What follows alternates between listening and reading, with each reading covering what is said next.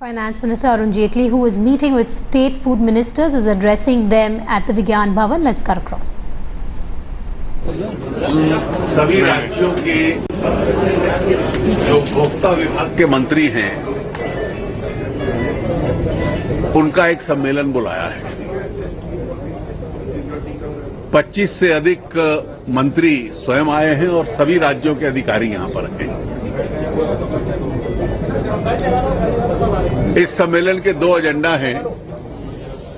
पहला यह है कि आवश्यक वस्तुओं की कीमतों की वृद्धि की जो चुनौती है उसको कैसे मुकाबला किया जाए,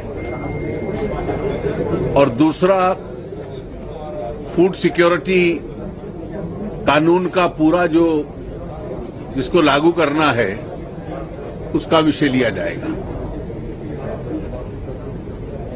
बैठक सुबह से चल रही है। अभी तक हम पहले विषय पे ही हैं और भोजन अवकाश के बाद वो कंप्लीट होगा और उसके बाद दूसरा विषय लिया जाएगा। सब मंत्रियों के सुझाव अभी तक जो आए हैं उसमें से एक बात स्पष्ट है कि स्थिति में कोई पैनिक सिचुएशन की आवश्यकता नहीं है।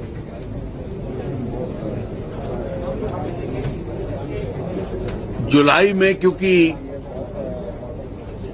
अक्सर सीजनल प्राइस राइज कुछ वस्तुओं का होता है, जिसमें वेजिटेबल, पल्सेस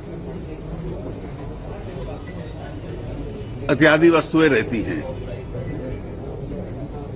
और इस बार 2-3 वस्तुओं को लेकर कीमतों में थोड़ा वृद्धि नोटिस की गई थी।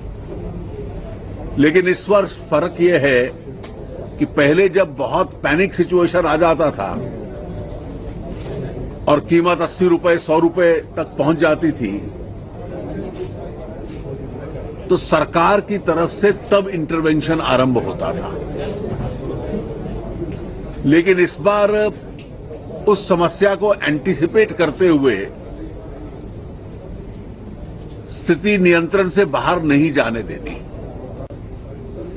तो जैसे अधिकतर स्थानों पर प्याज की कीमत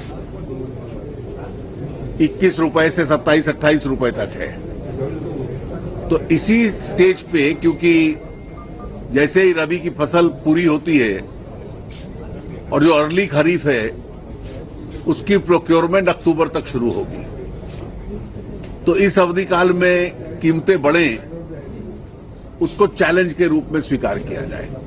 रिकॉर्ड प्रोडक्शन हुई है अनियंस की, पोटैटो की, और इसलिए